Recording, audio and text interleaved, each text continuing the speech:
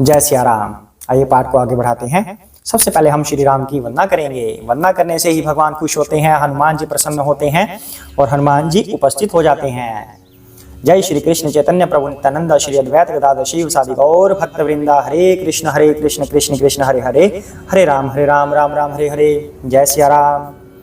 सिया राम जय जय राम। सिया राम जय जय सिया राम। सिया राम जय जय राम। सिया राम जय जय सिया राम। सिया राम जय जय राम। सिया राम जय जय राम। सिया राम जय जय राम। सिया राम जय जय राम। सिया राम जय जय राम। सिया राम जय जय सिया राम। हे राम मेरे राम। सिया राम जय जय राम। मेरे राम सीता राम। सिया राम जय जय राम। जय सिया राम। भरत शत्रुघ्न लक्ष्मण जी की जय हो, पार्वती माता की जय हो, शिव शंकर भोलेनाथ की जय हो, तुलसीदास वाल्मीकि जी की जय हो, हनुमान जी की जय हो। जय श्री गणेश। जय सिया राम। तो अभी तक पाठ कहाँ तक हो गया?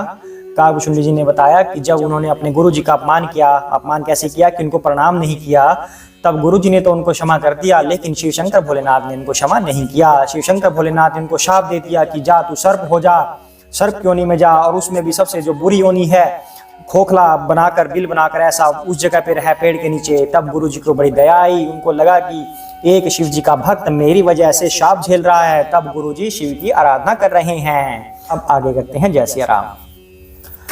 तो गुरु जी कहते हैं शिव जी की आराधना करते हुए, न जनामि योगम जपम नैव पूजाम न तो अहम सदा सर्वदा शंभु तुभ्यम जरा जन्म दुखोद्य तात्प्यमानम प्रभो पाहि आपन्न मामीश शंभो। मैं न तो योग जानता हूँ, न जप और न पूजा ही, हे शंभो मैं तो सदा सर्वदा आपको ही नमस्कार करता हूँ। हे प्रभो, बुढ़ापा तथा जन्म मृत्यु के दुख समूहों से जलते हुए मुझ दुखी को दुख से रक्षा कीजिए। हे ईश्वर, हे शंभो मैं आपको नमस्कार करता हूँ। रुद्राष्टकमीदम प्रोक्तम विप्रेण हर्तोषये ये पठन्ति नरा भक्तया तेषाम शंभुः प्रसीदति। भगवान रुद्र की स्तुति का यह अष्टक उन शंकर जी की प्रसन्नता के लिए ब्राह्मण द्वारा कहा गया। जो मनुष्य इसे भक्ति पूर्वक पढ़ते हैं उन पर भगवान शंभु प्रसन्न होते हैं। अर्थात जो अभी हमने श्लोक पढ़े हैं उसको क्या कह रहे हैं कि ये शंकर जी की प्रसन्नता के लिए ब्राह्मण द्वारा कहा गया है। यह है अष्टक, ये शिव शंकर भोलेनाथ का अष्टक है जो भगवान शिव को प्रसन्न करता है और भगवान शंकर हमारे ऊपर कृपा करते हैं। यह अष्टक हमने लास्ट वाले एपिसोड में पढ़ा है। आप सुनना चाहते हैं तो आप लास्ट वाला एपिसोड देखिए। तो आगे क्या कह रहे हैं? सुनी विनती सर्वज्ञ शिव देखी विप्र अनुराग, पुनि मंदिर नभ बानी भाई द्विज बर मागू। सर्वज्ञ शिव जी ने विनती सुनी और ब्राह्मण का प्रेम देखा। तब मंदिर में आकाशवाणी हुई कि हे द्विज श्रेष्ठ वर मांगो। अब वही आकाशवाणी फिर अब शिव जी द्वारा से कर रहे हैं, अब गुरु जी के लिए कर रहे हैं।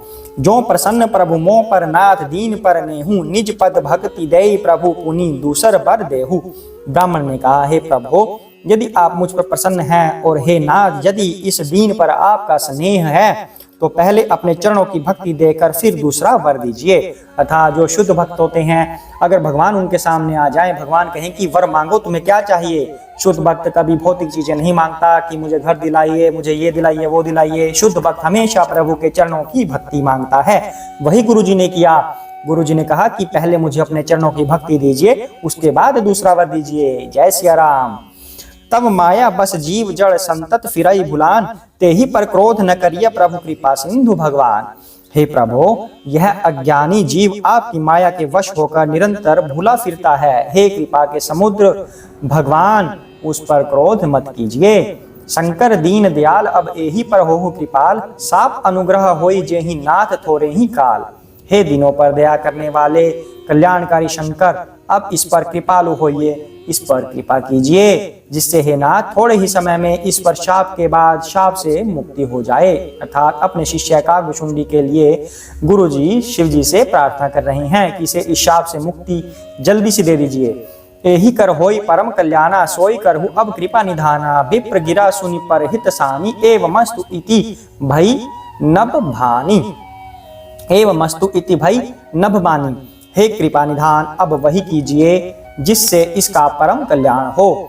दूसरे के हित से सनी हुई ब्राह्मण की वाणी सुनकर फिर आकाशवाणी हुई, एवमस्तु, ऐसा ही हो। शिव जी ने अब गुरु जी को आशीर्वाद दे दिया एवमस्तु कहकर, यानी कि अब जो काकभुशुंडी जी हैं उनका शाप कम हो जाएगा, अति शीघ्र पूरा हो जाएगा। यद्यपि किन्ह एहि दारुण पापा, मैं पुनि दीन ही कोप करी सापा। तद्यपि तुम्हारी साधुता देखी, करी हूं एहि पर कृपा विशेषी। यद्यपि इसने भयानक पाप किया है, शिव जी कह रहे हैं, और मैंने भी इसे क्रोध करके शाप दिया है, तो भी तुम्हारी साधुता देखकर मैं इस पर विशेष कृपा करूंगा। क्षमाशील जे पर उपकारी, ते द्विज मोहि प्रिय जथा खरारी। मोर श्राप द्विज व्यर्थ न जाई, जन्म सहस अवश्य यह पाई ही। हे द्विज, जो क्षमाशील एवं परोपकारी होते हैं वे मुझे वैसे ही प्रिय हैं जैसे खरारी श्री रामचंद्र जी। हे द्विज, मेरा शाप व्यर्थ नहीं जाएगा। कहते हैं जैसे मुझे श्री रामचंद्र जी प्यारे हैं वैसे ही आप लोग भी प्यारे हो गए हो, क्योंकि आप क्षमाशील हैं, परोपकारी हैं। मेरा शाप व्यर्थ तो नहीं जाएगा, यह है 1000 जन्म अवश्य पाएगा। जन्मत मरत दुसह दुख होई, एहि स्वल्पौ नहीं व्यापहि सोई। कमनेउ जन्म मिटी ही नहीं जाना, सुनहि शूद्रमम वचन प्रवाना। परंतु जन्मने और मरने में जो दुसह दुख होता है, इसको वह दुख जरा भी नहीं व्यापेगा और किसी भी जन्म में इसका ज्ञान नहीं मिटेगा। हे शूद्र, मेरा प्रमाणिक वचन सुन। अब आम मनुष्य को जन्म लेते हुए कितना कष्ट होता है, गर्भ से बाहर निकलता है, बहुत ज्यादा कष्ट होता है। मृत्यु के समय जब प्राण निकलते हैं, किसी के मुंह से निकलते हैं, किसी के कान से निकलते हैं, किसी के नीचे से निकलते हैं प्राण, अलग अलग जगह से प्राण निकलते हैं, परंतु कहीं से भी निकले उसको कितना भयानक दर्द होता है। शिव जी कह रहे हैं कि वो दूसरा वरदान देते हुए जो गुरु जी ने मांगा था, कहते हैं कि शिव जी कि ठीक है, इसको ये शाप भोगना तो पड़ेगा, लेकिन इसको कष्ट नहीं होगा, ना जन्म लेते हुए ना मृत्यु के समय इसको कष्ट नहीं होगा, और साथ में इसके अंदर जो ज्ञान है वह किसी भी जन्म में खत्म नहीं होगा, इसके अंदर ज्ञान बरकरार रहेगा। ये शिव जी ऐसा आशीर्वाद दे रहे हैं। रघुपति पुरीम जन्म तव भयउ, पुनि तै मम सेवा मन दयउ। पुरी प्रभाव अनुग्रह मोरे, राम भक्ति उपजी ही उर तोरे। पहले तो प्रथम तो जन्म, तेरा जन्म रघुपति जी की पुरी में हुआ, फिर तूने मेरी सेवा में मन लगाया। अब शिव जी उसकी पुरानी हिस्ट्री बता रहे हैं कि पहले तुम्हारा जन्म श्री राम जी के पास पुरी में हुआ था, फिर तूने मेरी सेवा में मन लगाया। पुरी के प्रभाव और मेरी कृपा से तेरे हृदय में राम भक्ति उत्पन्न होगी। अब होगी कह रहे हैं, अर्थात तुम दोबारा से अब जन्म लोगे श्री राम जी की पुरी में, और मेरी कृपा से श्री राम की भक्ति तुम करोगे, इससे तुम्हारा उद्धार होगा। सुनु मम वचन सत्य अब भाई, हरितोषण व्रत द्विज सेवकाई। अब जनि कर ही विप्र अपमाना, जानेसु संत अनंत समाना। हे भाई, अब मेरा सत्य वचन सुन। द्विजों की सेवा ही भगवान को प्रसन्न करने वाला व्रत है। अब कभी ब्राह्मण का अपमान न करना, संतों को अनंत श्री भगवान के ही समान जानना। इंद्र कुलीस मम शूल विशाला, काल दंड हरि चक्र कराला। जो इनकर मारा नहीं मरई, विप्रद्रोह पावक सो जरई।